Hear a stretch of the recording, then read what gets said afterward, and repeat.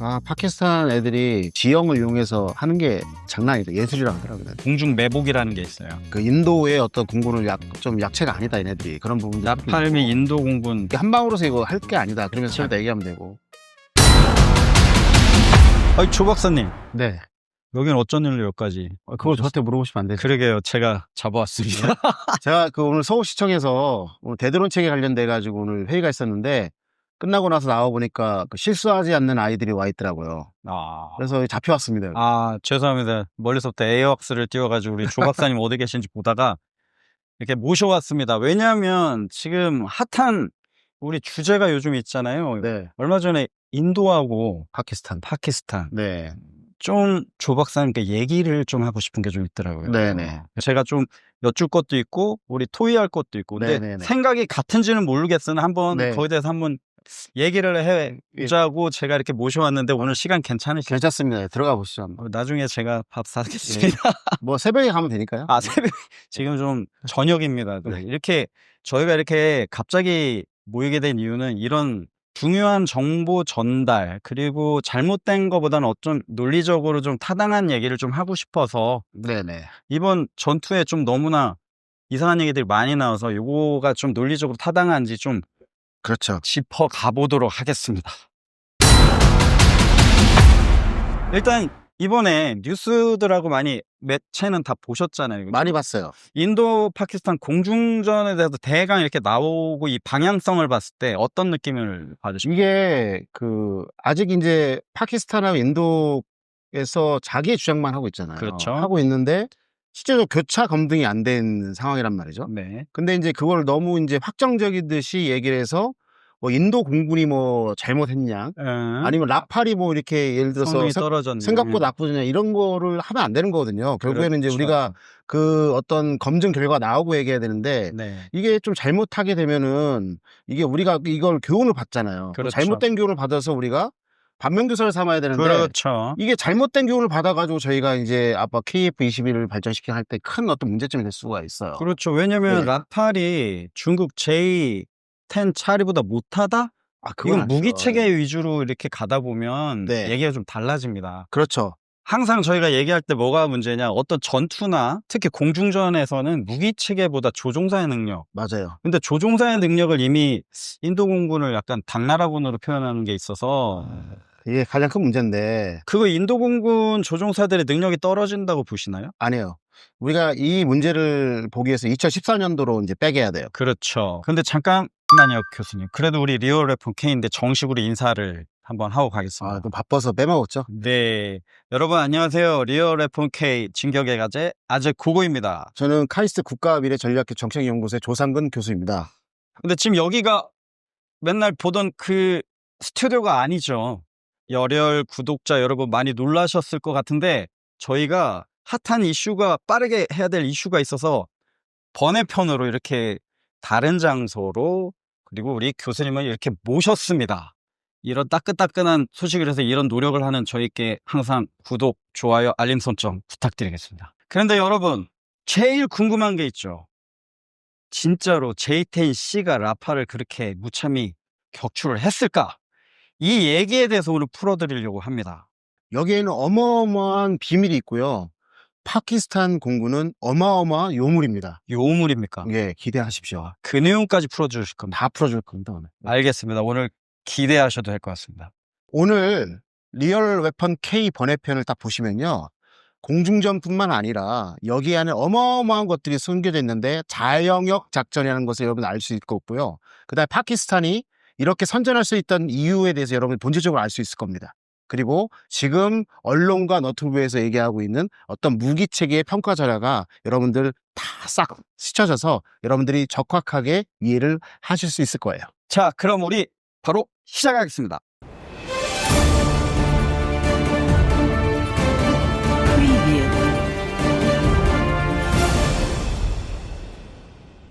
일단 핫한 이슈죠. 프랑스 라팔이 네네. 절대적으로 J-10 차례보다 못했을까?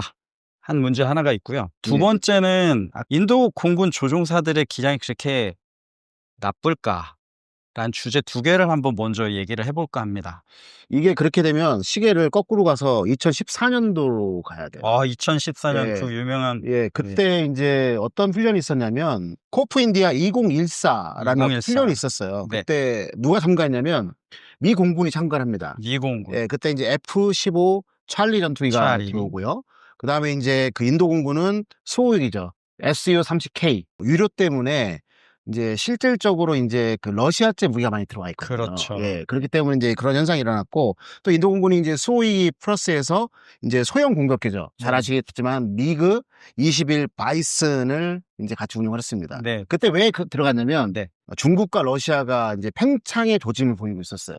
그래서 이런 부분에서 이제 러시아의 어떤 팽창을 봉쇄하기 위해서 걔네 무기 체계를 분석을 좀 해야 되는 거죠. 그렇죠. 그때 이제 인도와 미국이 이제 좋은 관계가 있었으니까 네. 훈련을 통해 가지고 우리가 러시아 공공기하고 이제 공중전 붙었을 때 우리가 뭐랄까 적용할 수 있는 교훈이 무엇일까를 네. 찾다가 이 훈련이 시작됐는데 네. 이때 그 인도 공군이 아주 기막힌 전술을 펼칩니다. 어떤 전술을 썼길래 그러십니까? 아까 말씀드린 것처럼 이제 그 소기가 이 구출력 레이더를 장착해서 중간 체계에 있는 뭐랄까 임시적인 어떤 조기 경보기 역할을 그렇죠. 해요. 통신 중계나 예, 예. 작은 조기 그렇죠, 경보의 예. 역할을 그리고 했죠. 근데 미그 21 바이슨 같은 경우는 무선 침묵, 레이더 침묵을 하면서 소기의 어떤 명령에 따라 데이터링 걸 통해 갖고 마지막 근접을 해서 적들이 이제 도구 파이팅하는 역할을 하고 있었거든요. 에미션 컨트롤이라고 해서 전투기들이 전방에 있는 전투기들이 레이더도 켜지도 않고 무선 침묵을 유지하면 네네. 적에서 그 센서를 받아들여서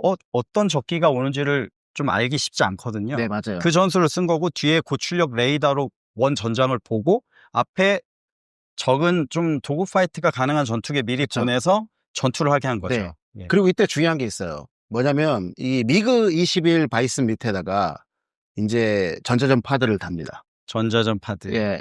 그게 이제 엘타 8222 이거에 이스라엘에서 이스라엘 공급한 거죠. 거거든요. 예, 예. 그러니까 생각해 보세요. 여기 앞에서 소고기가 있었고 이제 레이더에서 장거리를 이제 예를 들어서 탐색을 하게 되면 네. 걸릴 거 아닙니까? 그렇죠. 그럼 얘네들이 무선 침묵, 레이더 침묵을 가다가 그쪽 지역이 다 뭐죠? 산악 지역이잖아요. 예. 낮게 조종하면서 접근을 하고 예. 그다음에 그 접근할 때 밑에 달린 전자전 파드에 의해서 전자전을 감행하는 거죠.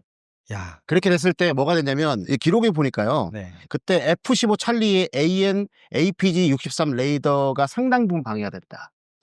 예. 그리고 그 상황에서 얘네가 이제 그 바이슨이 근접해 공격 각도가 80도가 되는 이 단거리 이제 공격 미사일인 R-73 아처를 쏴버려요. 그래서 이제 공중 무유진이었지만 그때 당시에 미 공군이 상당한 피해를 받게 됩니다. 자, 예. 이게 지금 전형적인 인도 공군은 러시아 공군의 전술을 쓴 거고요. 그렇죠. 왜냐하면 공중 매복을 하면서 산 밑에서 공중 매복을 하면서 F-15 차리의 레이더 커버리지부터 벗어나 있는데 네네네. 만약에 레이더 걸리더라도 제밍을 씀으로써 라콘을 방해를 하는 그렇죠. 겁니다. F-15 차리는 최고의 공대공 전투기예요. 그 당시에. 예, 근데 APG 저게 레이서 레이더가 아니거든요. 네네. 저도 F-16을 타봤지만 제밍 파드가 들어온 거 그 타겟을 라콘에게 상당히 쉽지 않습니다. 네. 하지만 산 밑에 있으니까 라콘도 잘 안 되겠죠. 네. 왜냐면 아예 레이더에 그렇죠. 안 보이게끔 네네. 전술을 하고 다른 저 F-15 차리는 수호의 30과 교전을 하려고 준비를 했을 겁니다. 그렇죠. 그때 밑에서 보고서 스냅업 해서 80도 이상의 각도로 근접 교전을 해서 적외선 미사를 쏘고 내려오는 거기에 당하는 거죠. 네. 그런 역할을 한 게 되게 많아요. 북한 공군이 동해에 그런 공격을 해서 미군이 당한 적도 있고요. 그렇죠. 그래서 제가 이 사례를 말씀드린 거고요. 여기서 중요한 게 있어요. 그럼 이 2014년도 훈련을 통해서 그 당시에 이제 최고의 전투기였던 F-15 찰리가 대대적인 성능 개선에 들어갑니다. 그렇죠. 그래서 뭐냐면 이제 전자전에 당했잖아요. 예. 그래서 주파수 도약, 호핑. 그 다음에 이제 그 출력을 집중하는 기술을 그러니까 그 전자전 상황을 극복할 수 있도록 APG-63 A사 레이더 아까 말씀하신 네, 게 맞습니다. 도입을 하고요. 네. 그 다음에 이제 근접 공중전에 이제 대비할 수 있도록 헬멧이 들어오는데 JHM CS 헬멧이 들어와요. 헬멧 마운티 사이트에서 그렇죠. 같이 예, 예. 왜냐면 공대공할 수 아까 말한 있는. 것처럼 이제 바이슨이 근접을 했기 때문에 거기에서 이제 상황 인식이 잘 되려면 그런 헬멧이 필요한 거고. 이게 밑에서 이렇게 앞에나 옆에서 있는 게 아니라 갑자기 나타나니까 쏠 그렇죠. 수가 없으니까 그렇죠. 그런 기술을 빨리 그렇죠. 가져온 거죠. 그다음에 또 하나가 들어온 게 뭐냐면 여기 보니까 AIM-9X 사이드와인드 미사일이 장착이 됩니다. 그 헬멧하고 같이 연동되는 거죠. 예. 9X. 그 이유를 대한민국 아시죠? 공군도 그래서 그거 가지고 맞습니다. 있습니다. 예. 그래서 이 사례가 인도 공군의 저력을 말해주는 거고, 네. 그리고 그 당시에 미 공군도 이런 전술에 이제 뭐랄까 놀라움을 감추지 놀란 않았거든요. 거죠. 예. 그래서 이런 부분들을 봤을 때 아까 말씀인 것처럼 지금 현재 우리 뉴스라든가 이런 너튜브에 나오는 것처럼 인도 공군의 능력이 뭐 이거다. 네, 저는 전혀. 저는 그렇게 동의할 수가 없어요. 저도 그렇게 생각합니다. 예. 그때 인도 공군이 배우고자 한 거는 미 공군의 BVR 전술을 좀 배우고 싶어 한 거고, 그렇죠. 예. 미 공군은 당시에 러시아제 전투기들이 어떻게 작전을 하느냐 하다가 호되게 당한 네네. 케이스가 된 거죠. 네네. 제가 봐도 인도 공군이 객관적으로 나타난 어떤 스펙이나 그런 수치는 없어요. 네네. 근데 이미 역사적으로 보여주고 있거든요. 지금 그런 걸로 봤을 때, 역사적인 자료를 봤을 때 인도 공군 조종사의 어떤 퍼포먼스가 낮다라고 볼 수는 없어요. 없겠죠. 볼 그죠? 수는 없어요. 예. 볼 수는 없고 이런 어떤 거 제가 말씀드린 건 지금 훈련의 모습이었잖아요. 근데 2019년도에 양측의 공군이 붙습니다. 실제로. 양측이라면 인도와 파키스탄. 예. 어떤 일이 예. 있었나요? 그 당시에 이제 보시면 되겠지만 이제 인도 공군 같은 경우는 아까 말한 것처럼 소위 30K하고 미그 21 이제 바이슨을 그대로 운영을 하고요. 네. 그때 당시 이제 파키스탄 군관은 F-16 운영을 해요. 그렇죠. 예, 운영을 하면서 이 파키스탄 공군이 보유한 이제 펠콘 D20이라는 이제 전자전기가 있거든요. 네. 그때 이제 붙었을 때 인도 공군을 그걸로 통해서 마비를 시켜요. 펠콘 D20. 네네. 그걸 마비시켜 버리고, 그 다음에 이제 아까 말씀드린 것처럼 인도 공군이 이제 소위 30K하고, 그 다음에 미그 21기 바이슨에 이제 접근하는 파키스탄 공군의 F-16을 이제 보지 못할 거 아닙니까? 그렇게 되면은. 되는데, 거기서 이제 그 파키스탄 공군의 F-16에 장착된, 잘 아시겠지만 AIM-120C 5 알람 미사일 발사를 했는데, 인도 공군의 수호위를 격추시키지 못합니다. 그 이유가 뭘까? 한번 예상해 보겠습니다. 전자전을 했으니까 아마 전자전 방어, 파드 뭐 이런 게 그렇죠. 아까 똑같이 훈련했었던 엘타 8222 네. 전자전 파드 때문에 그게 정확하게 격추를 못하게 된 겁니다. 그럼 이 상태에서 딱 보니까 이제 끝나고 나서 이제 그 인도 군군이 러시아제 어떤 그런 전투기하고 데이터 링크에 상당한 실망감을 표출하게 돼요. 19년도에. 그때. 그래서 이제 2020년도에 10월부터 이제 예를 들어서 이스라엘제 그 라파엘사제 보면 비넷이라고 아시잖아요. 비넷. 예, 데이터 링크. 그것을 이제 개발하겠다. 인도 같은 경우는 이제 한 1000여 대가 있거든요. 그거에다 장착하겠다. 이제 발표를 한 거죠. 장착됐는지 안 됐는지 모르겠지만 발표를 했어요. 20년도에. 이게 왜 중요하냐면 비넷을 한 이유가 뭐냐면 똑같습니다. 전자전 파드에 당하지 않기 위해서 이제 그 주파수 같은 경우를 이제 그 뭐랄까 실시간대 도약과 변조 패턴 변경 가능한 거잖아요. 그 이전에는 이제 그 방식이 고정형이기 때문에 쉽게 읽혀버리면은 이미 끝나는 거니까. 그렇죠. 읽으면 나는 다른 데로 도망갈 거야. 이런 식으로 해서 이제 그런 방식을 바꾸는 비넷으로 이제 바꾸게 된 것이죠. 이번 사태로 인해서 인도 공군이 약하다. 이렇게 평가전을 할 수는 없다는 거죠. 전자전 파드가 있어서 제밍을 당하고 뭐 디그레이드 되고 이 얘기를 잠깐 하셨는데 이게 어떤 느낌이냐면 저는 작전을 해봐서 압니다. 전자전 파드를 단 상대방을 제가 공격을 해봤는데 라콘이 안 돼요. 이거 라콘을 해도 라콘이 풀리고 그리고 없어져요. 화면에서. 제 레이더에서. 그러니까 F-15C 아까 APG-63 얘기 나왔죠. 그런 계통을 썼던 대한민국의 KF-16 라콘에도 안 됩니다. 그리고 라콘 풀리고 이게 레이더파를 계속 방해를 해요. 그렇죠. 그러면 여기에서 BVR 무장을 발사할 수도 없고 그리고 이 커뮤니케이션 이 소리가 엄청나요. 삑삑삑삑삑삑 디리리리 서로 통화하기 되게 힘든 그런 상황이 되거든요. 작전하기 상당히 곤란합니다. 그러니까 말씀드린 것처럼 그 전자전기와 이제 F-16의 조합, 파키스탄 조합했는데, 그걸 이제 그 전자전 파드로 해서 이걸 무력화시켜 버렸던 거죠. 이번에 공중전을 봤을 때 라팔이 인도 쪽에서는 뭐 얘기는 안 하고 있는데 파키스탄 쪽에서는 3대 정도가 떨어졌다라고 얘기를 하고, 하지만 파편은 하나 정도 더 1번기, 001번기만 확인을 했는데 일단 라팔이 하나가 떨어진 거는 사실인 것 같죠. 그죠?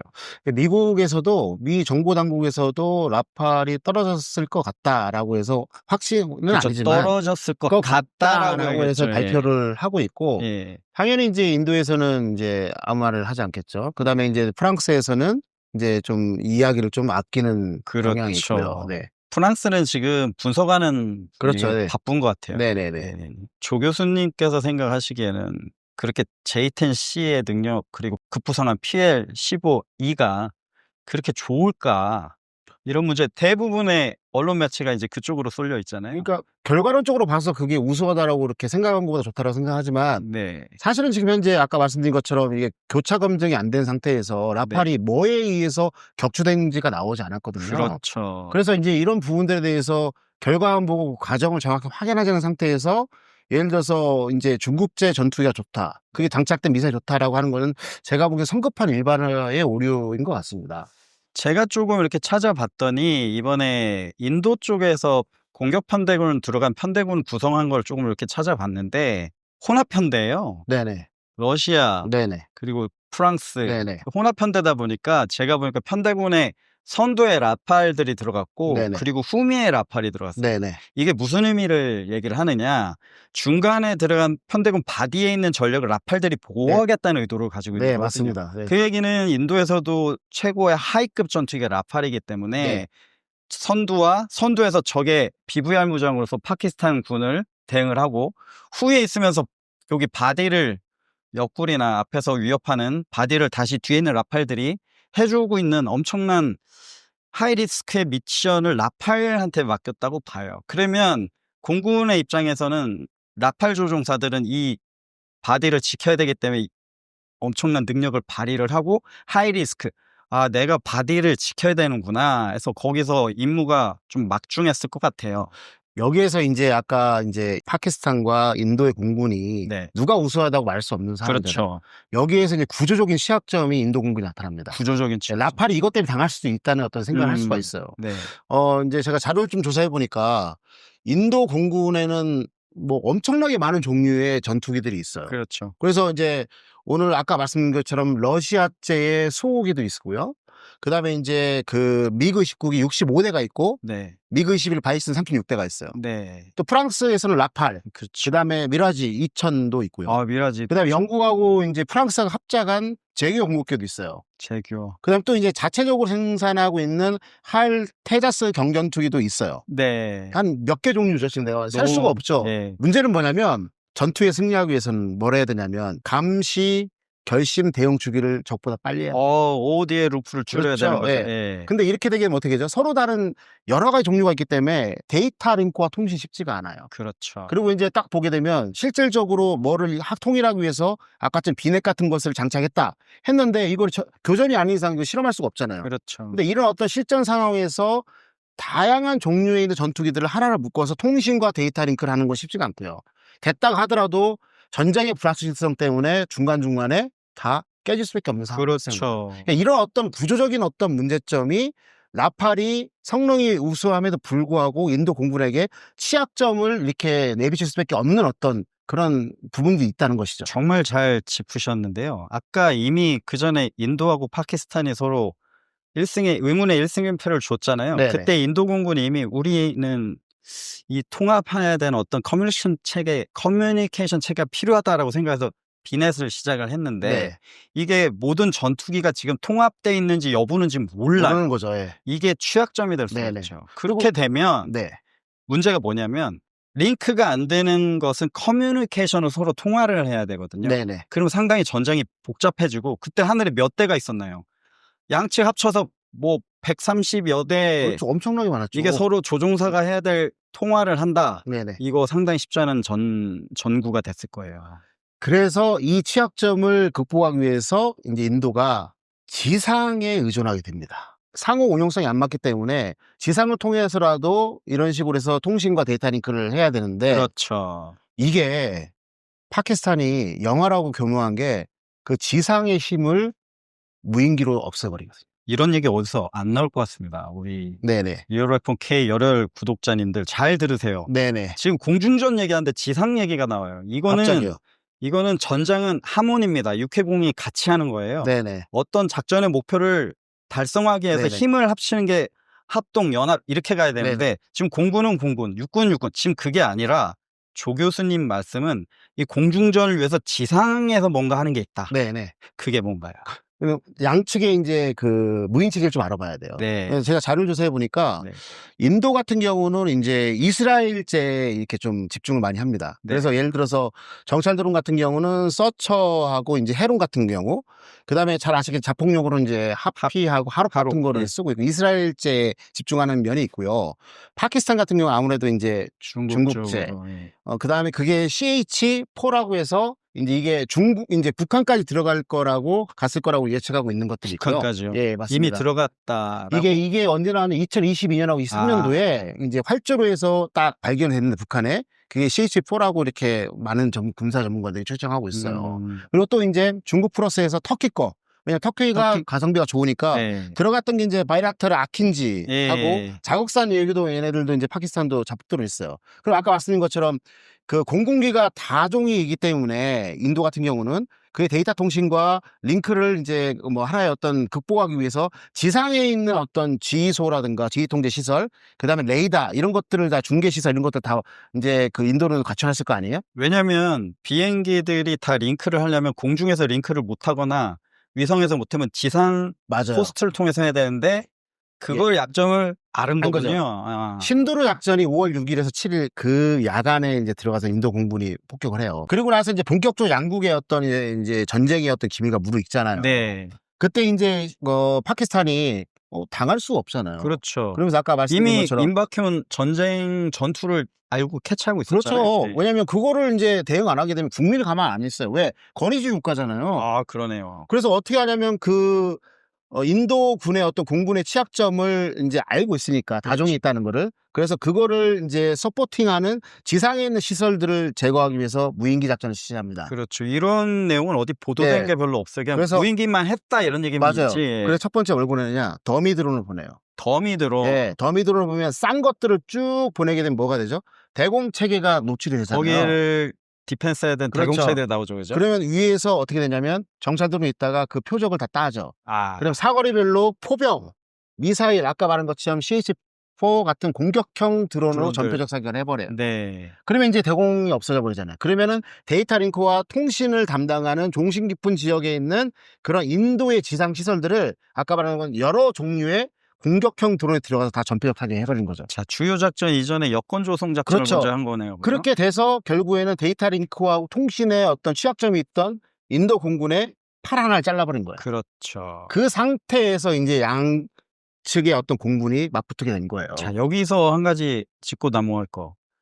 데이터 링크의 능력을 제거를 했다. 그럼 이 여러 개의 집단이 모인 이 전투기들은 앞으로 통신을 뭘로 해야 될까요? 보이스로 해야 됩니다. 우리 조종사들끼리 교신을 해야 되고 커맨더로부터 받고 지상 커맨드 컨트롤부터 받아서 그 다음에 어떻게 나오는지 이제 뻔한 얘기가 나올 것 같아요. 네네네. 네. 한 가지 또 바로잡을 게 있는데 네. 카슈미르 지역은 이제 인도령이 있고 그다음에 앞쪽에 보게 되면 파키스탄령이 있고 네. 또 이제 이 동쪽으로 보게 되면 중국령이 있단 네. 말이에요. 그래서 뉴스에 나오는 거 보게 되면 LOC 라인 오브 이제 컨트롤이라고 해놓고 이거를 실질 통제선이라고 이렇게 부르고 있어요. 그거 잘못된 겁니다.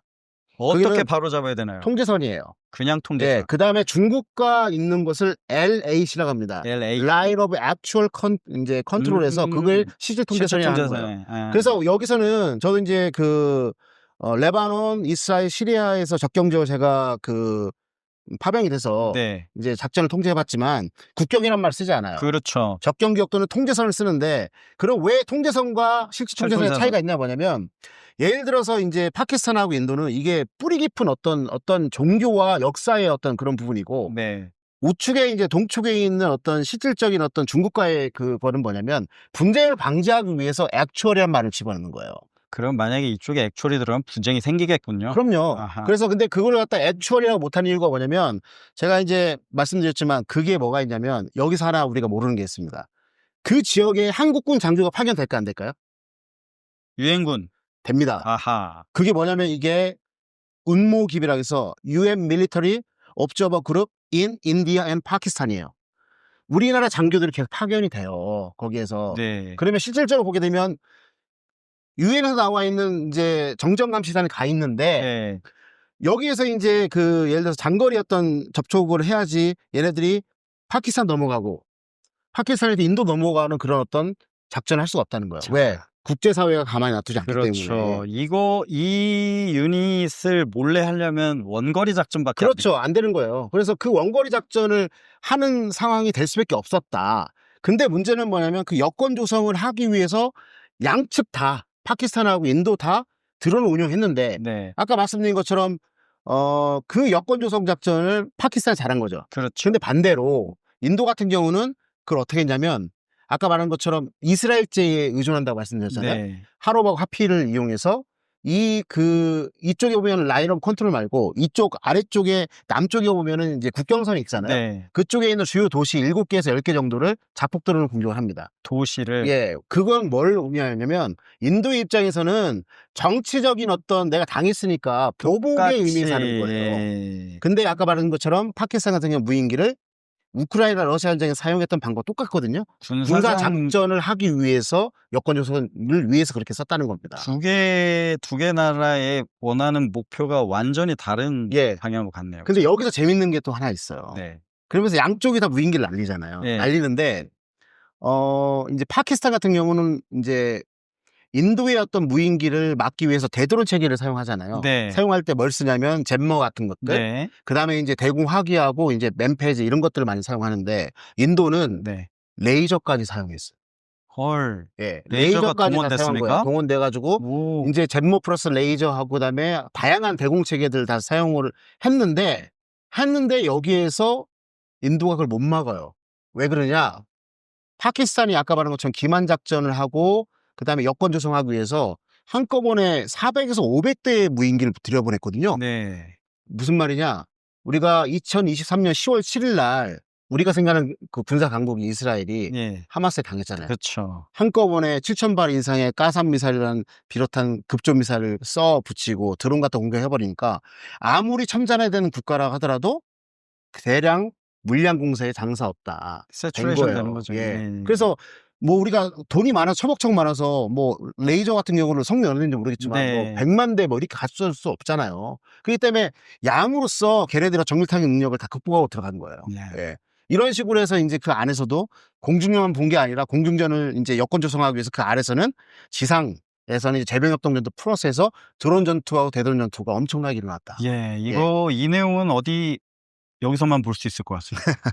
이 부분들을 많이 우리가 이제 시청자들이라든가 지금 이제 라팔 문제를 이제 그 꼬집을 때 그 언론이라든가 너튜브에서 이런 얘기를 많이 안 하고 있고. 그렇죠. 예. 알 수가 없죠. 그래서 결국에는 이제 공군 출신이시지만 저는 육군 출신이고 공군은 육군 없으면 안 되고 육군은 공군 없으면 안 돼요. 그래서 그걸 다 당연하죠. 떨어져서 생각하면 안 된다는 그렇죠. 거죠. 이게 바로 합동 작전이라고 네네네. 하는 거예요. 네네. 대부분의 너튜브나 기사들은 거의 뭐 J-10C와 라팔이 1대1 한 것처럼 BVR 미사일로 전투를 한 것만 냥 얘기를 하는데 그게 아니라 이 작전을 하기 전에 이미 여권 조성부터 해서 그렇죠. 다 전략적 이루어진 거죠. 메시지부터 해서 이런 게 다 됐다라는 거 이해를 꼭 하시고 넘어가야 됩니다. 네네. 그리고 여기서 중요한 거 인도의 링크 시스템들이 많이 디그레이드 된 시점에서 전투를 시작했다는 그렇죠. 걸 아셔야 되고 그거를 우리 드론들이 해서 육군과 공군이 정확한 합동작전을 실시한 게 이번 봐야 될 핵심적 키포인트입니다. 초점이다. 예. 저는 이제 개인적으로 질문을 드리고 싶은 게 듣다 보니 음. 인도는 그 자기들이 그 취약점이 있는 걸 알고 파키스탄도 알고 있잖아요. 그러면은 그렇게 갈등에 몰이 깊은 두 나라인데 그거를 제일 최우선적으로 데이터를 하고 있는 상황이에요 지금. 지금 이제 예. 발전하고 있는 그러니까 거예요. 아까 그걸 하고 있는데 지금 그게 다 구체가 안 된 모습을 지금 네, 보여주고 됐는지 안 됐는지 네. 모르는 거예요, 저희가. 지금 저렇게 보였을 땐 다 안 됐다고. 그리고 봐야 저 되는 거죠. 패키지 얘기가 라팔 거를 가장 신뢰하는구나 지금 그렇게 보고 그래서 있는 앞뒤로 다 거예요. 잡아놨으니까. 지금까지 여권 조성 작전을 이렇게 했는데 그러니까 지금 뭐냐면 요새는 육군 같은 경우로 기준을 봤을 때는 여태까지는 이제 지상과 일부 공중에서만 이렇게 전투력 운영을 했잖아요. 그렇죠. 그러나 이제 미 육군이 이제 미국과 중국의 전략 경쟁을 통해서 그쪽에 있는 반접구 지역 거부 그 지역을 돌파하기 위해서는 모든 중국보다는 많은 영역을 써야 된다 하면서 지상, 해상, 공중 그다음에 사이버, 전자기 스펙트럼, 우주, 심지어 인지까지도 우리가 사용해야 된다라고 한 거잖아요. 네. 이걸 봤을 때는 이제 전투가 이제 앞으로는 과학기술 발전을 통해서 단순하게 특정 영역에서만 있는 게 아니라 이 사례를 보시면 알겠지만은 결국에는 그 안에서 보면 공중에서 이루어졌고 지상에서 포병이 나갔고 미사일이 나갔고 드론이 왔다 갔다 하고 또 지상에서 이제 전자전 스펙트럼을 위협하는 건 재밍이 일어났고 그다음에 이런 거를 하기 위해서 아무래도 제가 보기에는 각각의 신뢰하고 동맹으로부터 우주 자산을 통한 어떤 통신 지원이라든가 네. 아니면 이제 정찰 지원을 받았겠죠. 네. 그렇기 때문에 이런 어떤 현대전의 모습이 우크라이나하고 러시아에서 일어났던 것들이 그대로 반영되어 있고 투영되어 있고 그게 이제 다영역으로 가고 있기 때문에 우리가 멀티 도메인 오퍼레이션이라고 하는 거죠. 네, 멀티 도메인 오퍼레이션. 왜 공중전한테 다른 얘기를 하시냐 이렇게 얘기하는 게 아니고요. 지금까지 공중전이나 어떤 걸 위해서 다른 영역의 작전들이 다 네. 지원을 해준 거고 그렇죠. 여기서 주도적인 전투는 이제 공중전이 공중전으로 시작되는 넘어가는 거죠. 네. 네. 그 전까지 지금 여건 조성이 된 겁니다. 네. 근데 여기서 본 약간의 추측이 가능한 거는 인도의 링크 체계가 아직 완비가 안 된 그렇죠. 느낌이 든다. 네. 왜냐하면 라팔이 첫 일선에서 들어가고 나중에 오는 걸 봤을 때 제가 본 느낌은 이 라팔의 링크만이 제대로 작동을 하고 나머지는 바디에서 보호를 받는 느낌을 받았어요. 그게 정확하게 말씀이신데 그거는 구조적으로 될 수가 없어요. 그렇죠. 지상에서도 예를 들어 전차, 장갑차, 전술 차량이 있는데 그렇죠. 똑같은 거지 않습니까? 네. 이걸 데이터 링크를 하나 묶기가 상당히 어려워요. 네. 상당히 어려워. 그 와중에 전자전 침해가 있었다 하게 되면 이건 박살나는 겁니다. 제 말씀 잘하셨는데 지금 라팔의 링크를 믿고 바디는 거의 드롭 미사일을 드롭하는 역할을 많이 했는데 라팔이 앞뒤에서 있다. 그러면 그리고 링크가 별로 안 되는 상태에서 아까 전자전을 하기 네네. 시작했죠. 그 파키스탄의 어느 보도 매체 그 군부 작전부에서 한 브리핑 자료를 보면 라팔을 캡처를 한 장면들이 있어요. 우리가 처음부터 라팔을 보고 있었고 라팔을 겨냥했다는 느낌은 뭐냐? 아, 저거만 잡으면 바디는 그렇죠. 무너지겠구나.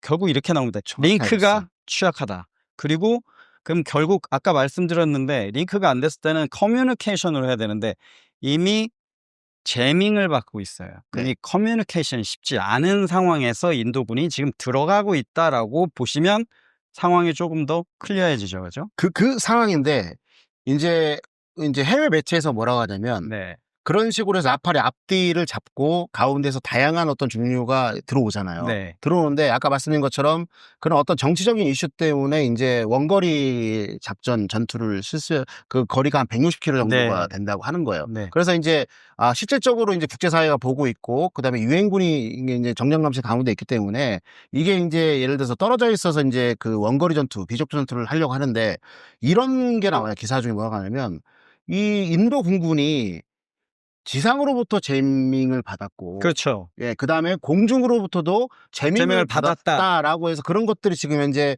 기사로 계속 나오고 있다는 거. 나오지만 누구도 그거에 대해서 얘기하는 사람 별로 얘기하는 거 없는 없더라고요. 우리는 그걸 지목하고 예. 있어요. 여기서 중요한 게 뭐냐면 네. 또 나온 게 뭐냐면 그래서 얘네들이 가서 격졸하다가 이제 라팔이 이제 격추된 게 아니고요. 이런 어떤 전자기 상황이 엄청나게 많으니까 거기에서 걔네들이 인도 공군이 기술을 돌렸다는 겁니다. 돌리다가 이게 여기 맞은 거예요. 네. 이게. 그 전투에 대해서는 조금 보면 인도군이 가진 무장들이 다 스탠드업 원거리 무장이기 때문에 작전적으로 어느 정도 릴리스 포인트에 되면 투하하고 나오는 형식을 합니다. 그래서 네. 180도 나오는 형식을 4개 편대군이 그렇게 나가는 편대 그런 모습을 보여요. 네네. 근데 여기서 격추됐다는 얘기가 거기서 얘기가 좀 나오죠. 라팔이 이쯤에서 격추된 것 같다라는 얘기가 나오는데 모 채널에서는 뭐 뜨자마자 격추됐다는 얘기도 했는데 이건 말도 안 되는 아니에요. 얘기고요. 네. 예. 거기서 다 무장을 떨구고 나올 때 마지막 에스코트나 옆에서 측면에서 호위하던 나팔들이 나오다가 거기서 맞은 것 같아요. 네. 근데 이 상황은 통신도 잘 안 되고 링크도 잘 안 되는 맞아요. 상황이죠. 그게 출격하자마자 한 게 아니고요. 여기서 보면은 정확하게 이 기사에 나면 5월 7일 카슈미르 상공에서 양국 공군 수십 대가 대규모 공중 1시간 이상 전개를 했다. 네. 비접촉으로 할 때 이때 파키스탄 공군은 J10 찰리, JF 이제 17, 블록 3까지 해서 42대가 투입이 됐고요. 네. 또 보니까 인도군 같은 라팔 소위 30K든 72대가 출격을 한 거예요. 네. 그러면서 160km 거리를 두고 대치를 하면서 이제 서로 이제 간을 보게 한 거죠. 그러니까 출격하다가 된 게 아니에요. 왜냐면 말도 안 되는 게 뭐 출격하게 되면은 공군 기지부터 나와야 되는데 그 거리를 어떻게 커버하겠어요? 네. 이걸 정확히 공군 작전을 얘기하면 파키스탄 진영에서는 이미 초계 전력이 있었어요. 그리고 에이왁스랑 초계 전력이 보다가 인도의 편대군을 위해서 비행기들이 각 비행장에서 뜨는 걸 봅니다. 근데 편대군으로 들어가려면 어느 한 곳에 어셈블리 포지션이 필요해요. 왜냐면 편대군들이 모여서 시차별로 들어가게 되거든요. 그 장면을 목격을 합니다. 에이왁스가. 그래서 스크램블을 띄는 쟤네 들어오는구나. 네. 그래서 이 전력들이 뜨기 시작합니다. 근데 여기서 한 가지 F-16이 떴다는 얘기가 있나요? 그건 명확하지 않습니다. F-16 얘기가 없어요. 없어요. 왜냐하면 파키스탄하고 인도가 사이가 안 좋잖아요. 네네. 근데 파키스탄이 미국과 사이가 그냥 50대 50을 왔다 갔다 할 때 미국이 F-16을 줍니다. 네네. 근데 정치적인 이유로 인도랑은 좀 안 했으면 좋겠다. 네네. 그래서 함부로 못 띄웁니다. 더 중요한 것도 있죠. 지금 쿼드가 있으니까 그 쿼드 안에 인도가 들어와 있잖아요. 그렇죠. 근데 파키스탄이 미국 자산에 F-16 띄워서 쿼드에 들어와 있는 인도를 때렸다. 그러면 못 띄웁니다. 이건 끝나는 예, 거죠. 그래서 할 수 없어요. 예. 어디 매체에서는 뭐 F-16이 뭐 대응한다. 이거는 현실적 제가 보기에는 구체가 불가능해요. 나오지 않았기 때문에 네. 예, 그런 부분이 또 있고 그런 식으로 여기서 왜 그러면은 확인되지 않은 사실을 가지고 사람들이 이걸 하느냐 그 이유는 제가 보기에 다분하게 미국과 중국의 전략적 경쟁으로서 기인했다고 봐요. 예, 뭐냐면은 저는 이렇게 봅니다. 중국제 J-10 찰리 전투기하고 장거리 공대공 미사일이 이제 PL-15하고의 어떤 조합과 그 다음에 이제 뭐 프랑스의 라팔 전투기가 미국 것은 아니지만 네, 서방 거이기 때문에 그렇죠. 프로세스 미티어까지 합해서 이게 해서 결국에는 이제 이런 메시지를 주고 싶은 거 아닐까요? 그러니까 중국에 의해서 서방의 어떤 전투기와 그런 것들이 이제 무력화됐어. 그러면 이거를 이제 대리전으로 보면서 중국에 의해서 미국도 힘을 빠지고 있으니까 잘못될 수 있어라는 어떤 그런 어떤 메시지도 주고 싶은 사람도 있는 것 같아요. 제가 보도자료에서 본 우리나라 거 아니고요. 거기에서 본 자료에는 정확하게 PL-15E한테 맞았다. J-10C에 의해서 잡혔다라는 얘기가 없고 없어요. 예. 대공미사일인지 공대공미사일 몰라요. 모르겠지만 중국인 것 같다라고 네네. 추정한다고 네네. 나왔습니다. 왜냐하면 이거 정확하게 키를 어떻게 했는지 판별이 안 되는 것 같아요. 그래서 네. 여기에서 그걸 가지고 중국 거다 뭐다 얘기는 할 수 없지만 그래도 가장 장거리 미사일이니까 그렇지 않겠느냐라는 스토리 전개가 지금 되고 있고요. 그리고 중요한 거는 중국은 여기서 함구하고 있는데 만약에 이제 라팔이 공대공 미사일이 아니라 이제 지대공 미사일에서 맞았다라고 하게 되면 네. 이건 말을 못 하는 거죠. 파키스탄을 말 못하게 시킬 거예요, 중국에서. 그렇겠죠. 왜냐면 이제 미국과 중국이 전략 경쟁하고 있기 때문에 그런 이제 지대공 미사일은 뭐냐면 아까 말한 것처럼 A2AD의 핵심적인 자산이잖아요. 네. 그걸 가지고 격추시켰다고 이제 발표하는 거는 중국이 용납할 수가 없는 거죠. 네. 이미 왜 노출돼 버립니까?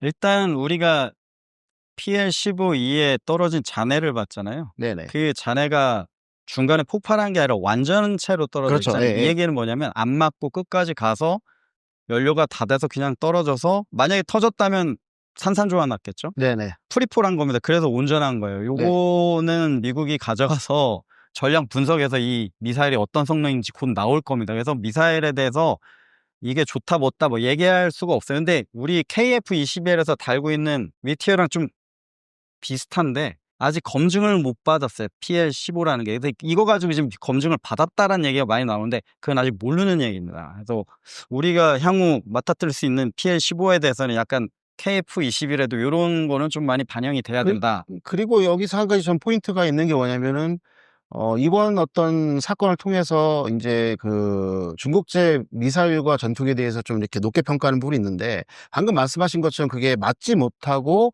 가다 해서 온전하게 떨어졌다는 한 게 된다면 그게 맞죠. 예. 그 정확하게 그렇죠. 그럴 수밖에 없습니다. 예, 그렇게 되면 그거에 대해서 우리가 이제 그 어떤 전투기와 중국산 전투기와 그 장거리 이제 뭐랄까 대공 미사일의 어떤 조합도 네. 실질적으로 못 맞춘 거잖아요. 결론적으로는. 누가 맞은 건 물론. 예. 그러니까 이런 부분에 대해서 이제 결국에는 신뢰할 수 있는 정도는 아닐 수도 있다. 네. 그걸 유추할 수 있는 부분도 있는 거죠. 네. 저는 그 공중전 라팔이 격추된 거에 대해서 조금 더 좀 다른 얘기를 좀 더 하고 싶어요. 뭐냐면 지금까지 이제 전자전하고 어느 통신자민까지 얘기가 됐는데 그래도 불구하고 우리 스펙트라라는 시스템을 가지고 있는 라팔이 중국산 파드한테 재밍을 당하고 미사일을 맞았다.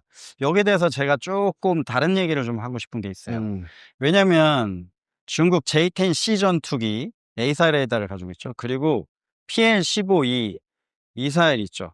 이거에 대한 전자기파 특성을 인도의 라팔이 가지고 있을 수 없다. 왜냐면 이 데이터가 노출이 안 됐을 거예요. 그리고 전투하기 전에 그걸 쏴본 적도 없고, 그래서 인도 공군이 엘린트가 있는데 이 전자기파를 받아서 저게 J-10C구나, 아니면 제가 PL-15구나, 이런 전자기파를 가지고 스펙트라 시스템에 넣어줘야 돼요. 그런 데이터가 없는 상태에서 갔다가 이게 만약에 데이터가 있으면 어떻게 뜨냐면 그 기종이 뜹니다. RWR에 이 레이더는 뭐야 해서 기종이 떠요. 그럼 거기 제가 어떤 기종이 오거나, 또는 미사일이 날라오면 어떤 미사일이 지금 나를 향해 오는구나, 이걸 알 수가 있어요. 그거 가지고 정보를 바탕으로 조종사가 기동을 하고 회피 기동을 하고 또는 대응 기동을 합니다. 근데 제가 보기에는 이 두 개 새로 전장에 나타난 전투기와 미사일의 데이터가 없을 가능성이 높죠. 왜냐면 중국이 그걸 주지 않았으니까. 그렇죠. 그렇게 되면 어떤 일이 발생하냐, 조종사 입장에서 RWR에 뭐가 떴는데 N입니다. 뉴트럴, 이게 적이야 하스타일이야 아군이야 모릅니다. 아군도 떠요. 아군이면 아군이라고 뜹니다. 적이면 적이라 뜨는데 모르겠어. 이 스펙트라가 아무리 줘도 데이터가 없는데 나는 얘가 누구지 모르겠어. 그러면 조종사 보겠죠. 이거 뭐지? 이거 뭐지? 일단 난 돌아갈게. 이거 뭐지? 워닝도 올 수가 없어요. 그러면 그게 아무리 좋은 스펙트라라고 해도 전자전 데이터가 없으면 이런 일이 발생합니다. 제가 보기엔 그것도 있다고 봐요. 그래서 PL-15면 장거리 미사일인데 내가 대응을 해야 되겠지. 이건 조종사의 능력이 아니라 이게 뭘까? 뭔가 다른 전자기파가 나왔나 보다 하고 이렇게 RTB를 하려고 쭉 돌다 보니 워닝도 안 되고, 많은 리시버들이 워닝을 주는 거에 다 그 데이터에 기반을 하거든요.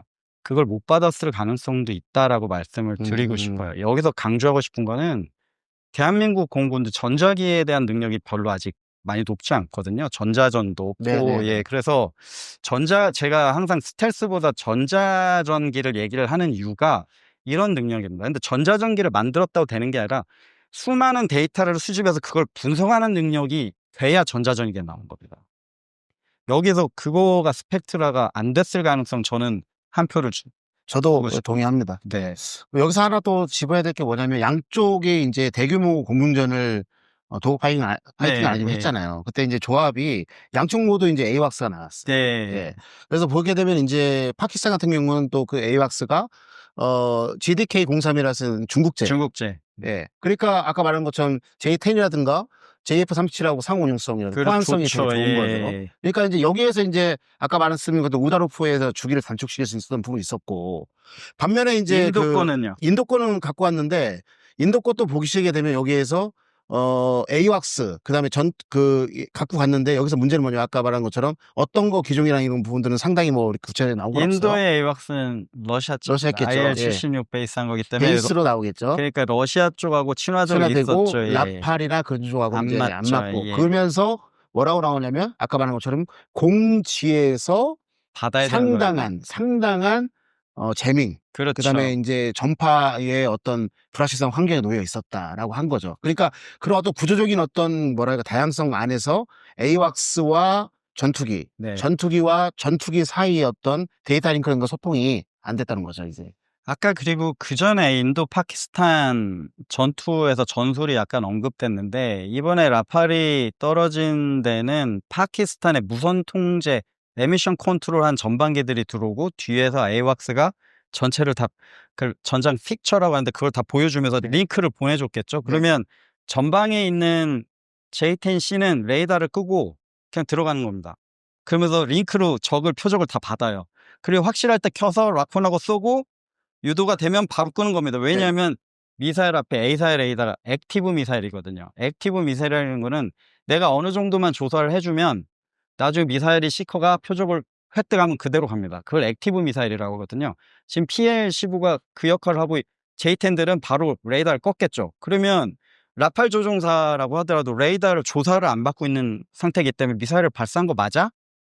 아까 데이터도 없었는데? 그렇죠. 맞는 거죠. 맞을 수 있죠. 그리고 한학지형이라는 숨어있다 쏘고 뭐 그렇죠. 이럴 수도 예. 있겠죠. 그 여러 가지 전술적인 문제가 나온 거죠, 여기서. 그래서 단순 비교로 라팔이냐 J-10C냐 미사일은 안 했으면 좋겠다. 그렇죠. 예. 항상 제가 말씀하는 거는 미사일 중요합니다. 하지만 어떻게 썼느냐. 네. 전술적 운영의 어떤 차이점이라고 볼 수 있고, 네. 결론적으로 어떻게 보면 아까 이제 그 2014년도에 미군과의 훈련의 모습이 재연대국제. 예, 파키스탄 쪽으로 가서 재현되고 그렇죠. 있는 거기 모습이 카드 있는 달고 거예요. 와서 예, 재밍시키고 예. 배운 거죠, 그래요. 파키스탄이. 그리고 그 밑에 지상에서 아까 말씀드린 것처럼 이 드론전과 대전전이 있으면서 우크라이나 러시아 전쟁의 어떤 교훈을 받아들였다. 네. 이기 때문에 이런 부분들을 통해서 분명히 파키스탄은 여러 정보 수집을 통해서 인도군이 상호 운용성 문제에서 문제가 있을 거라고 판단하고 자기는 그것을 이제 뭐랄까 완벽하게 만들어 놓은 상태에서 이제 이게 교전이 된 것이죠. 네, 준비를 했죠. 그렇죠. 여기서 한 가지 비밀을 하나 알려드리겠습니다. 파키스탄 공군이 어떻게 해서 저렇게 업그레이드가 됐을까? 그리고 왜 파키스탄 공군이 중국 무기를 이렇게 쓸까? 거기에 대한 약간 나오지 않은 얘기를 좀 해드리겠습니다. 파키스탄 F-16 조종사들 제가 좀 아는데 그 친구들이 그러더라고요. 중국하고 훈련을 합니다. 중국 공군이 비부야 전술이 되게 약해서 태국하고 연합작전 콥타이거를 할 때 완패를 합니다. 비부야 개념이 없던 친구들이 거기서 받고 이게 뭐냐 해서 배우기 시작한 거죠. 뭐 요즘에 얘기 나오죠. 나토 조종사들이 들어가고 뭐 이런 것도 있지만 파키스탄의 공군하고 그거를 교류를 하면서 BVR전에 대해서 배우기 시작합니다. 그러면서 파키스탄의 F-16에 대해서 알기 시작한 거죠. 대신 파키스탄 그다음부터 중국 무기가 들어가기 시작해요. 미러 관계가 됩니다. 그런데 제가 들은 얘기로는 PL-15에 대해서 얘기를 사실 들었어요. 근데 파키스탄 공군이 무시할 저건 아니다라고 일단 얘기를 하더라고요. FLO라. First Launch Opportunity. 이게 BVR 무장에서 상당히 중요한 건데 제가 처음 얘기하지만 첫 발을 먼저 발사할 수 있다. 이거는 저쪽 항공기는 방어를 해야 돼요. 그래서 PL-15가 상당히 무섭다고는 하더라고요. 그 운용해본 친구한테 제가 들었고요. 그런 쪽에서 상당하게 준비를 해왔다는 건 사실인 것 같습니다. 물론 인도도 준비를 많이 했지만 실질적으로 파키스탄 영토를 보면 중심이 인도보다 짧아요. 그렇죠. 그러니까 인도처럼 깊은 게 아니라 넓게 유지가 돼 있잖아요. 그렇게 네. 보면 사실 전장 환경상 파키스탄이 계속 방어를 하는 거는 불리합니다. 인도 공군이 2배나 돼요. 그래서 인도 공군이 왜 저러지가 아니라 인도 공군도 어느 정도 억제를 하는 거죠. 여기까지. 원래 이게 아니었는데 계속 총리가 얘기를 하잖아요. 우리가 진짜 보여줘? 이런 얘기가 가만히 있는 거다. 근데 언제 할지는 모르겠지만 파키스탄도 그걸 계속 보고 있습니다. 그렇죠. 예. 그리고 여기서 이제 한 가지 포인트가 있는데요. 기사를 보게 되면 양측 공군이 160km의 어떤 거리를 두고 이제 교전을 했다고 네. 나와 있지 않습니까? 왜 그럴까요?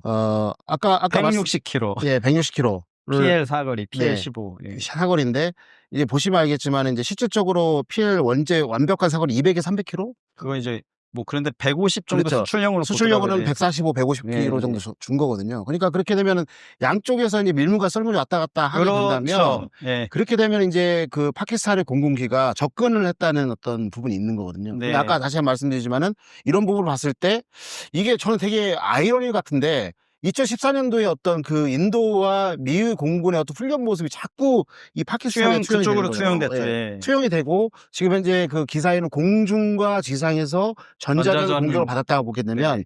이 그 전자전 파드 같은 경우는 인도 공군의 트레이드 마크인데 바뀌었어요. 그죠? 바뀌었죠. 네. 지금 분명히 이제 파키스탄에도 네. 그런 것들이 들어가서 지금 운영이 되고 있다는. J-10C에 전자전 파드를 달고 네. 전방에서 똑같은 역할을 네네네네. 해주고 AWACS가 뒤에서 보고 네네. 왜냐면 파드를 쓰면 서로 또 재밍이 돼요. 네네. 그래서 뒤에서 보아서 링크로 쏴줘서 네. 정확하게 SA를 하는 게 네네. 중요한 거죠. 그리고 여기서 이제 좀 지금까지는 좀 전술적 측면에서 이제 바라봤는데, 이걸 좀 한번 시청자 여러분들하고 공유를 좀 해주고 싶어요.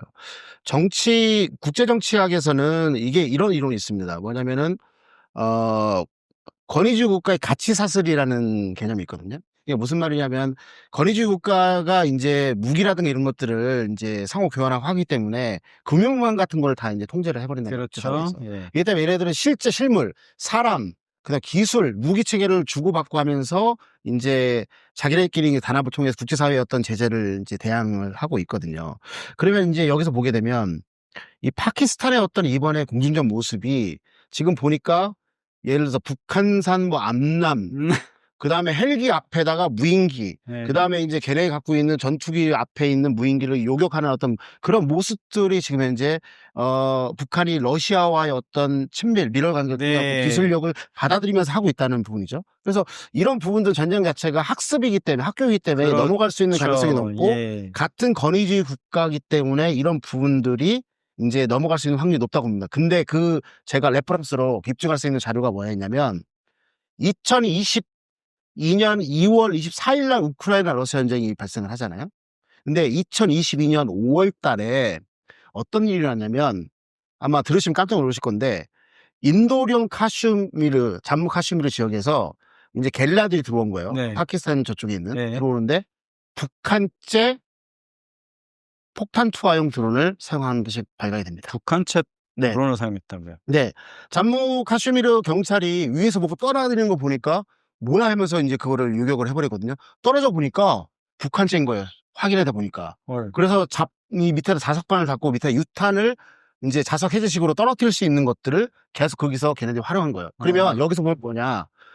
우리가 이제 드론의 활용성 때문에 이제 이게 우리가 해야 된다라는 것이 2022년 2월 24일 우크라이나 러시아 전쟁 이후에 됐는데 그게 실물이 쿼드로프토에서 이제 떨어지는 것들이 이미 2022년 5월 달에 이제 잠무 카슈미르에서 발견됐다는 거는 그 이전부터 북한이 그것들을 연구개발 통해서 이제 확보한 거고 이미 뭐 드론, AI 이런 거에 대해서 상당히 어떤 그런 관심을 갖고 있었고 그 결과가 우리 이제 그 한반도에 있는 DMZ에서 실질적으로 주면은 기습 효과가 없어지기 때문에 그런 것들의 R&D를 통해서 성능 개선을 하기 위해서 같은 권위주의 국가의 가치 사슬에 있는 파키스탄에 준 거예요. 그렇죠. 그게 이제 인도령의 잠무 카슈미르에 들어온 거죠. 아. 그렇기 때문에 이런 부분을 봤을 때 결국 얘가 하고 있던 것들 100% 우리가 알 수는 없잖아요. 네. 그래서 파키스탄 공군이 이제 그 인도 공군을 향해서 했던 그런 방법들을 그다음에 그런 것들은 예전 같은 경우는 북한이 이제 뭐 중국이라든가 러시아로부터 활발하게 군사 교류가 없었기 때문에 못 봤지만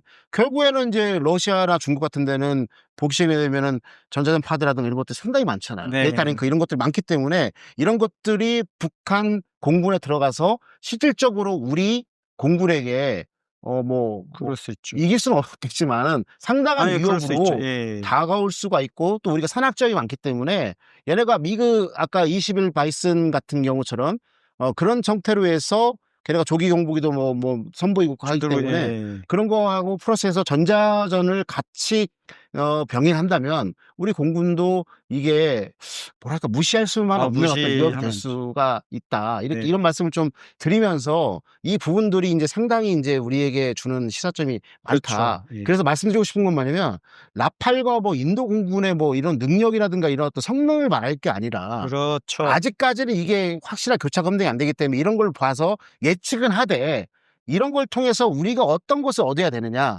이런 것들이 어떻게 북한에 투영이 될 것이냐는 것들을 얘기하는 게 낫지 언론과 이제 뉴스에서 이거를 어떤 무기체계의 관점에서 이게 뭐가 졌다 이겼다 의문의 일패다 이렇게 말하는 거는 좀 섣부르다 이렇게 좀 말씀을 드릴 수 있어요. 그리고 아까 라팔 계속 이제 J-10C 그 PL-15 미사일에 대해서 얘기를 하던 와중에 대부분 분들이 이제 PL-15의 2 채널 뭐 부스터 기능에 대해서 얘기를 하시는 분들이 있는데 이걸 정확히 이해를 못 하시는 것 같아서 잠깐 첨언을 제가 드릴게요.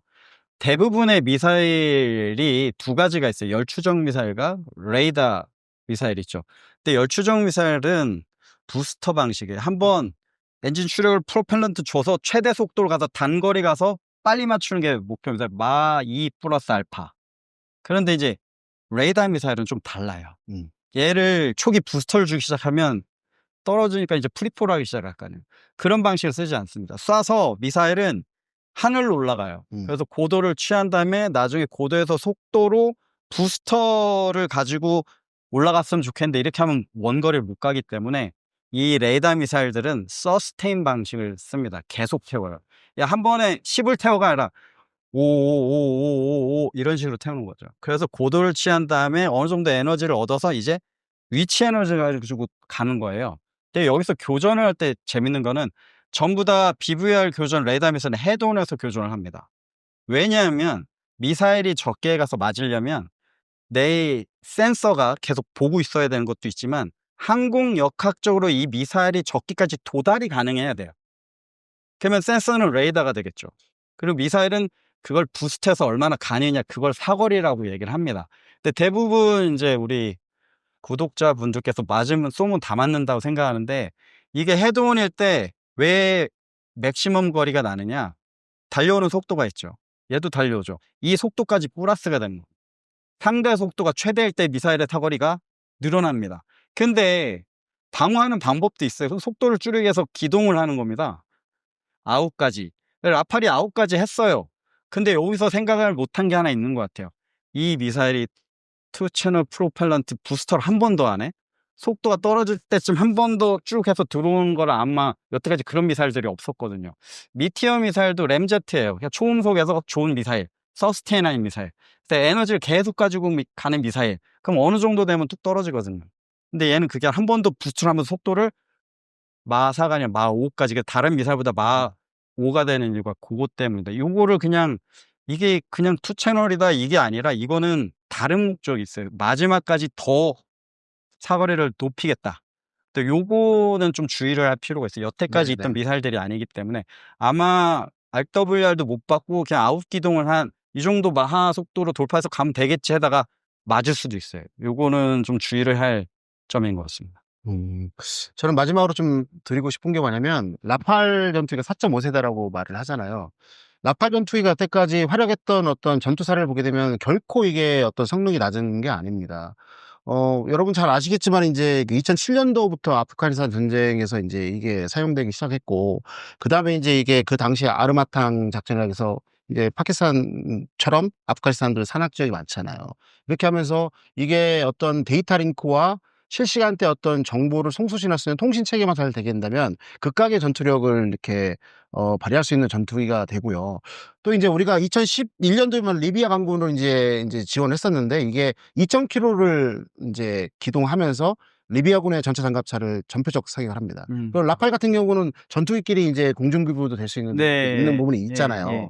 그리고 또 마지막 2015년하고 18년도에는 시리아 내전에도 참전을 하면서 여기 안에서 이제 그 뭐랄까 민간인 오폭이라는 걸 완전히 배제하고 지상과 이제 공중에 있는 어떤 정보 수단 에이왁스 플러스해서 이게 전포적 사격을 하면서 결국에 민간인 표적 없이 이제 적만 하나하나씩 핀셋으로 이렇게 뭐랄까 외가수식으로 정밀 표적하는 어떤 작전을 수행하면서 극강의 전투력으로 이렇게 네. 받았거든요. 그래서 이런 부분들은 라팔 자체가 문제가 있는 게 아니라 이게 전술적 운용, 그 다음에 전력 구조의 어떤 다양화 때문에 나올 수 있는 시약적으로도 비롯됐다는 것을 한번 여러분이 생각할 필요가 있고요. 아직까지 다시 한번 말씀드리지만은 결론 나온 게 없습니다. 네. 이 때문에 이런 부분들은 나중에 교차 검증을 통해서 우리가 그 당시에 지금처럼 뭐가 좋다 나쁘다 얘기를 해야지 지금 이런 것을 하면은 좀 제가 보기에는 우리 전력 발전에도 좀 뭐랄까 저희가 되지 않을까 생각을 합니다. 이거 얘기해도 되는지 모르겠는데 하셔요. 제가 미라지 2000 타던 조종사한테 라팔에 대해서 물어봤거든요. 미라지 2000이랑 비교를 하지 말랍니다. 대부분 미라지 2000도 괜찮은 비행기예요. 네네. 예, 그런데 절대로 비교를 하지 말랍니다. 그리고 뭐 미국 조종사한테 물어봤더니 레드 플래그에 참가한 라팔 미국 전투기들 깜짝 놀랐답니다.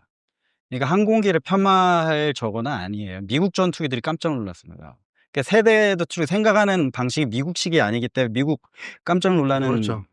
그 정도의 전투기인데 이렇게 뭐 그 정도의 전투기를 J-10C가 눌렀으니 J-10C가 뛰어나다라는 논리적인 점핑을 하지 않으셨으면 좋겠습니다. 네, 오늘 이렇게 리어 웨폰 K 번외편으로 우리 조상군 박사님 제가 납치해서 왔는데 여러분 만족하셨는지 모르겠습니다. 근데 감사합니다. 너무도 전 고무적인 게 들을 수 어떻게 드론과 이게 조합되지? 이런 얘기를 할 수도 있는데 이거는 전장이라고 보시고 우리 모든 전력은 하나의 작전에서 합동. 이게 진정한 합동입니다. 이게 누가 군이 누가 좋아 네, 이게 아니라 맞습니다. 네. 모든 목표를 위해서 군사작전의 승리를 위해서 모든 컴포넌트 모든 유닛이 모여서 한데 뭉쳤을 때 이런 시너지 효과가 난다는 거를 꼭 한번 네. 기억을 해주셨으면 좋겠습니다. 뭐 해군이냐 공군이냐 뭐 누구는 아니고요. 우리는 대한민국 국군이죠. 맞습니다. 네. 지금까지 리얼웨폰 K가 스튜디오에서만 이렇게 했었는데 이렇게 하다 보니 발빠른 뉴스를 할 때 조금 그럴 수 있어서 저희가 앞으로는 이런 일이 있을 때 시적절하게 좋은 정보를 드리기 위해서 번외편을 잘 활용을 하겠습니다. 그리고 박사님 오늘 어떠셨나요? 예, 가장 중요한 거는 이제 그 시청자분들에게 정확하고 적확한 내용들을 알려드려야지만 우리 국방의 어떤 국민적 공감대 형성할 수 있는 그렇죠. 거잖아요. 그래서 이런 부분들이 좀 많이 필요하다고 생각합니다. 전쟁은 아까 말씀드린 것처럼 학교이자 우리가 교훈을 얻을 수 있는 어떤 장이에요. 그래서 우리 공군, 더 나아가서 우리 국군이 이번 사태를 통해서 교훈을 지금 받아들이고 있을 겁니다. 그래서 이제 우리의 어떤 적이라든가 잠재적 위협에 대해서 대응을 하고 있을 것 같고요. 그래서 다시 한번 말씀드리고 싶은 건 뭐냐면 너무 단정 짓지 않았으면 좋겠다. 그리고 아직까지는 전황이 나오지 않았기 때문에 그런 부분들은 예측하고 우리 전망을 하는 것은 좋지만은 이게 어떤 특정 무기체계가 좋다 나쁘다는 것들을 비약되면 안 되는 부분이 있기 때문에 우리가 이런 식으로 해서 번외편으로 저희가 이렇게 방송을 계속 해주면서 시청자들과 이제 소통하게 된다면 그런 부분들을 이제 최소화할 수 있고요. 이런 걸 통해서 우리가 실질적으로 K방산의 어떤 일통을 이어나갈 수 있고 극강의 어떤 국방력을 우리가 가질 수 있기 때문에 이런 부분들을 우리가 이제 앞으로도 계속해서 나갔으면 좋겠습니다. 빠르고 정확한 뉴스가 있으면 언제든지 달려가는 리얼 웨폰 K가 되겠습니다. 대한민국이 4대 방산 강국이 되는 그날까지 열심히 하겠습니다. 감사합니다. 감사합니다.